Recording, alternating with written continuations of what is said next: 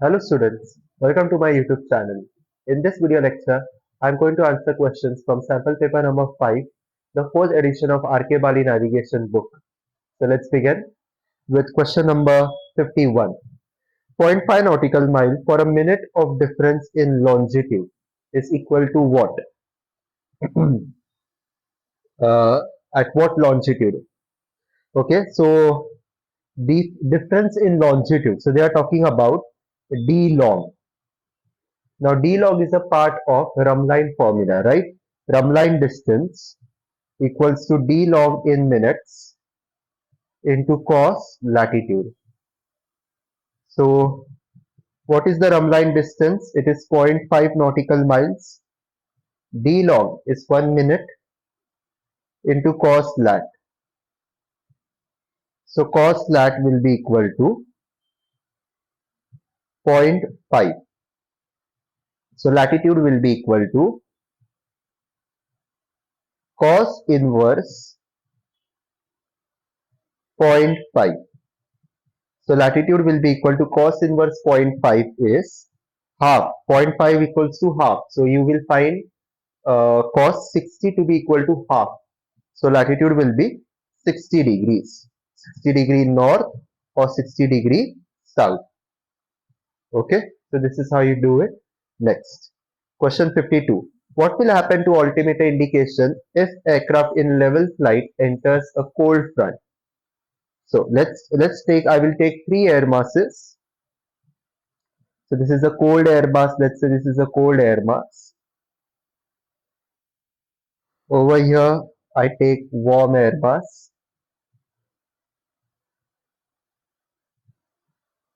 Over here, I take an air mass which is ISA conditions. So ISA compliant. Let's say your aircraft is here. Okay. Let's label this. This is an ISA atmosphere, an air mass which follows all the ISA requirements. This air mass is colder than ISA. This air mass is warmer than ISA.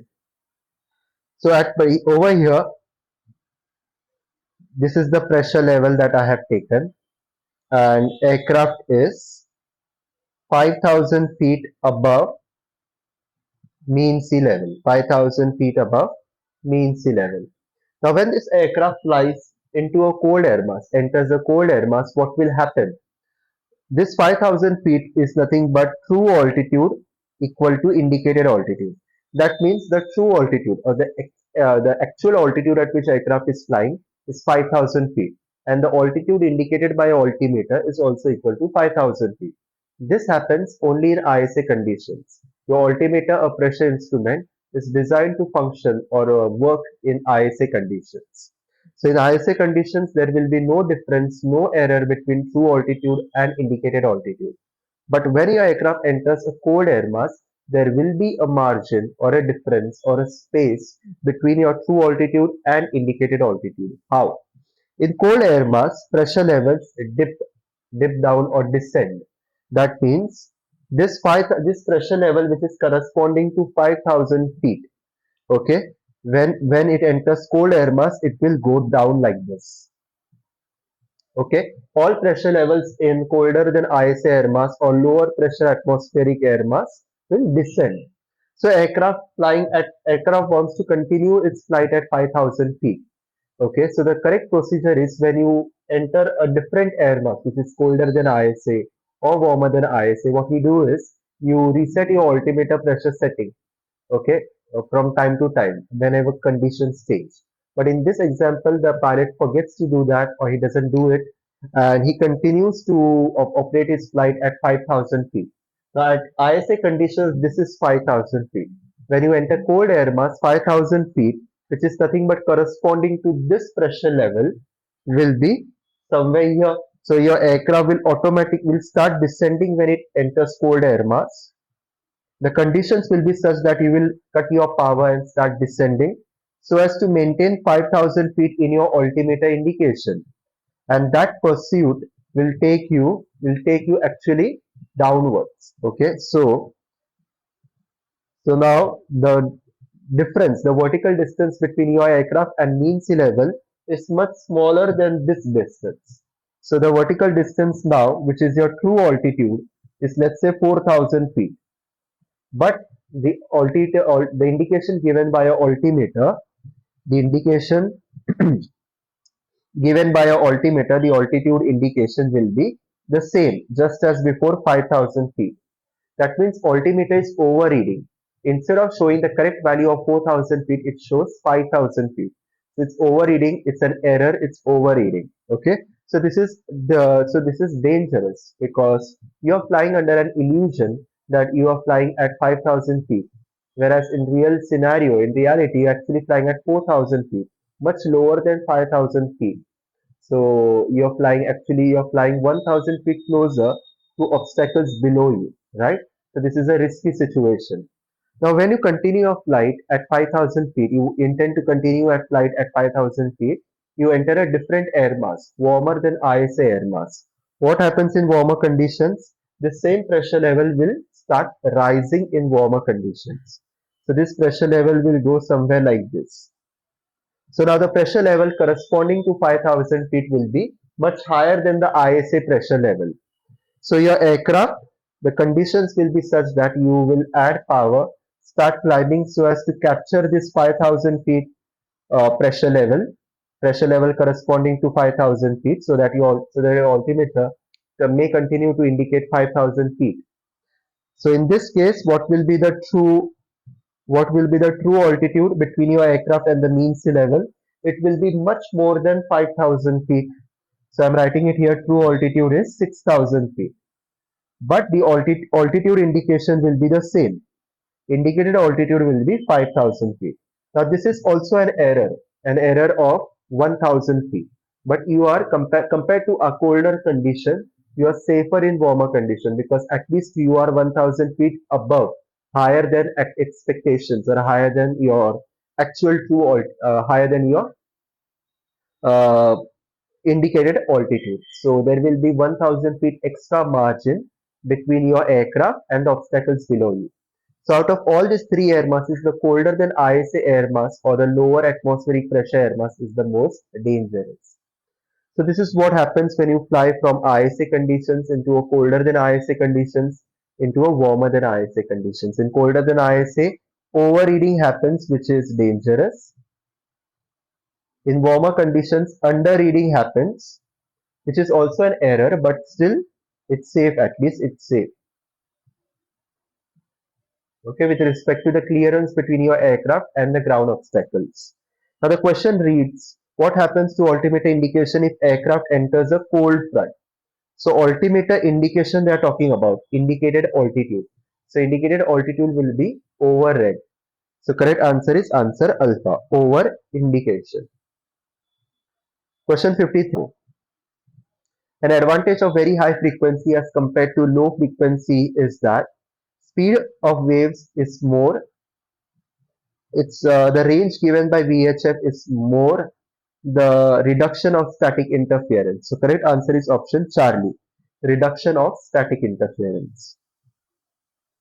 As aircraft moves close to the ground during a landing, vertical speed indicator might become inaccurate due to ground effect, become inaccurate due to turbulence, stick due to loss of pitot source.